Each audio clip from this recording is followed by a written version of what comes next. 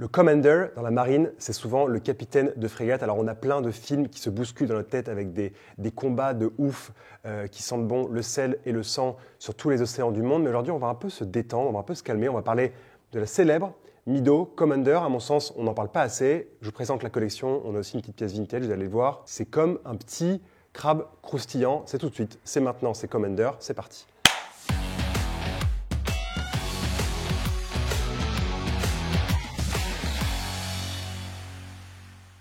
Et vous avez vu, j'ai parlé de crabe croustillant, en effet. Je connais mes références, Bob l'éponge, mais je pense que vous n'aviez aucun doute là-dessus. Je vous ai parlé maintes et maintes fois de la grande collection Ocean Star chez Mido qui fait encore aujourd'hui le succès de la marque. Donc je vous remets tout de suite un lien juste ici pour aller vous abreuver de savoir sur la collection Ocean Star. Et vous allez voir le mot de Commander, il n'est jamais très loin de Ocean Star, il est même souvent associé. Mais donc 2 minutes, comme ça, on va revenir sur l'histoire de l'étanchéité chez Mido, puisque Commander, c'est aussi une histoire d'étanchéité. Le but principal de la montre Mido dans les années 20, dans les années 30, c'est vraiment d'être la montre étanche au quotidien. Quand on dit étanche, on ne parle évidemment pas d'une montre de plongée, mais on parle d'une montre qui puisse être résistante à la poussière et à l'eau dans le sens repousser l'eau le plus loin possible et pouvoir comme ça au quotidien, s'il y a un peu de contact avec l'eau, dire ça va, c'est tranquille. Évidemment, si on parle de Mido, on se doit de parler de la Multifor qui, justement, est l'illustration même de cette montre étanche, de cette montre antimagnétique et de cette montre qui, finalement, est prête à affronter tous les quotidiens. Et Mido, pour ça, a su s'entourer des meilleurs fournisseurs. Je pense évidemment à la société Taubert et Fils qui avait racheté François Borgel. Et vous savez, sur ces boîtes qui sont dodécagonales avec le fond vissé, qui, comme ça, n'est pas juste un fond vissé, mais qui permet avec une bague de maintenir bien le mouvement au chaud, étanche, quand on serre la montre. Et vous savez, Taubert et Fils, ils vont travailler pour Mido, ils vont travailler pour Movado, notamment les célèbres chronographes étanches, et aussi pour Patek Philippe. Ocean Star, elle apparaît physiquement à la fin des années 50, même si le nom sera déposé au milieu des années 40. On ne sait pas trop pourquoi faire à l'époque, mais ils avaient une petite idée, on va le déposer. Ils l'avaient déposé, mais ça sort que à la fin des années 50, en tout cas pour les premiers modèles. Et on retiendra, parce qu'on parle d'étanchéité, qu'à l'époque, le succès de ces Mido Ocean Star et des Mido de manière générale passait par l'utilisation à l'intérieur du système de tube de couronne, l'utilisation d'un joint en liège qui s'appelait Aqua Dura, d'ailleurs, qu'on voyait bien noté sur les fonds de boîtier. Commander, elle apparaît aussi à la fin des années 50 et c'est concomitant avec le développement de la Ocean Star. En fait, vous avez d'un côté la Ocean Star qui se développe et on voit souvent Ocean Star Power Wine pour le calibre qui est utilisé à l'intérieur et l'idée d'innovation technique sur le remontage automatique. Donc ça, c'est Ocean Star Power Wine et vous allez avoir aussi Ocean Star Commander. D'après ce que j'ai pu voir, d'après mes petites observations, donc dans tous les cas, sur la Ocean Star, vous aviez un boîtier qui était monobloc mais avec un fond qui était quand même assez bombé. Et en fait, quand Ocean Star Commander va arriver, vous allez avoir un fond qui va être beaucoup plus plat.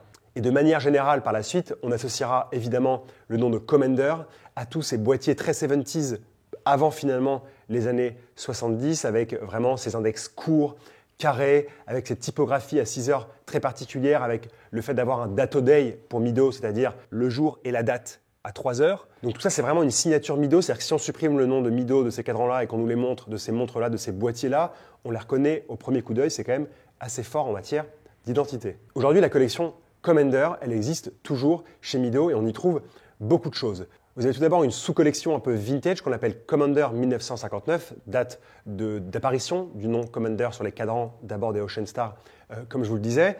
Vous avez aussi la collection Commander Icon, qui reprend les détails graphiques de la montre de 1959, mais qui la rend plus contemporaine. La typographie n'est pas pareille, parce que d'ailleurs, ce qu'on apprécie sur ces cadrans, c'est la typographie de Mido à l'ancienne en italique. Mais là, sur cette collection Icon, on a tous les bons côtés du ancien, mélangé au côté très contemporain, donc vraiment le meilleur des deux mondes. Mais aujourd'hui, avec les pièces que j'ai, on va davantage se concentrer sur la Commander 1959, plus proche de l'original. Moi, le grand plaisir que j'ai avec ces montres, c'est d'abord leur grande lisibilité. Vous avez une ouverture de cadran dans un boîtier de 37 mm donc, qui est contenu. Vous avez une ouverture de cadran qui est énorme, qui donne beaucoup d'espace. Vous avez une lunette qui est vraiment toute fine et un verre qui est légèrement bombé, ce qui vraiment ça donne du corps au cadran. Les cadrans, ils reçoivent une finition soleillée centrale. Ici, sur les deux modèles qu'on a eu, un modèle cadran or et un modèle cadran argenté. À 9 h, vous avez les mentions automatiques Date Day et à 3 h, vous avez l'affichage dans une grande fenêtre de date à la fois justement de la date, mais aussi du jour. À midi, la mention Mido avec cette typographie qu'on adore et surtout mention en applique. Et la même chose à 6 heures, une autre mention en applique, la mention Commander.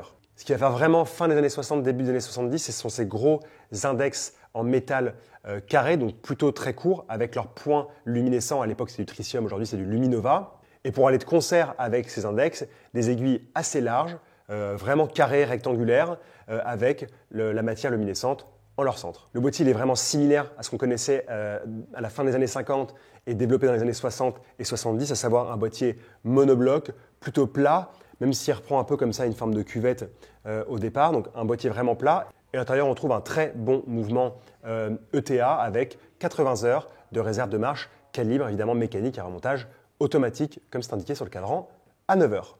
Autre mention importante à mon sens, je vais vous parler du bracelet. Vous avez deux types de bracelets dans la collection 1959. Un bracelet très fidèle à l'original, j'entends un bracelet en maille milanaise qui est complètement intégré et réglable pour tous les poignets, donc ça c'est super.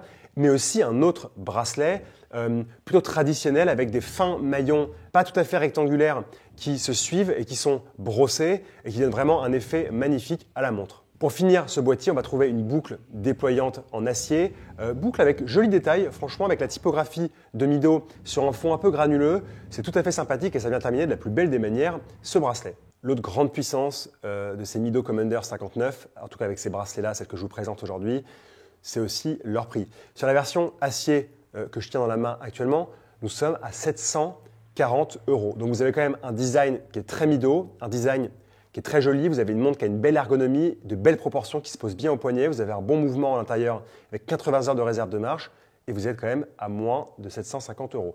Toutefois, pour la version en PVD hors jaune, qu'on trouve à la fois sur le bracelet et sur le boîtier, on va être à 920 €, encore une fois quand même en dessous de 1000 €. Donc vraiment une cohérence de prix toujours importante chez Mido, qui, on le sait quand même, est une marque qui fait du volume, mais tout de même sans renier sur la qualité et surtout sur l'identité des pièces qui, si vous aimez vraiment ce côté 70s, ne vous déplaira pas du tout en apportant quand même toute l'évolution contemporaine de ces montres, à la fois sur les finitions mais aussi sur le mouvement. Petit détail de geek également, j'aime beaucoup sur la version vintage qu'on a eu le plaisir d'avoir aujourd'hui, la finition soleillée qui ne part pas du centre du cadran, mais elle part du bas du cadran, elle remonte comme ça avec une légère courbe pour arriver à midi, c'est simplement magnifique, c'est plus une finition qu'on voit souvent aujourd'hui, ça va être sûrement assez compliqué à faire aussi en grande série, mais si on m'entend quelque part chez Mido, j'aimerais beaucoup revoir cette finition soleillée, ça différencie la montre de pas mal de choses qu'on voit aujourd'hui et c'est toujours très agréable. C'est tout pour moi, pour la Mido Commander, j'espère que vous l'aurez apprécié. On l'aime beaucoup, il est vrai, par ses détails graphiques, par son identité Mido et on espère que cette collection perdurera toujours chez les amateurs de la marque. Merci les amis et à très bientôt.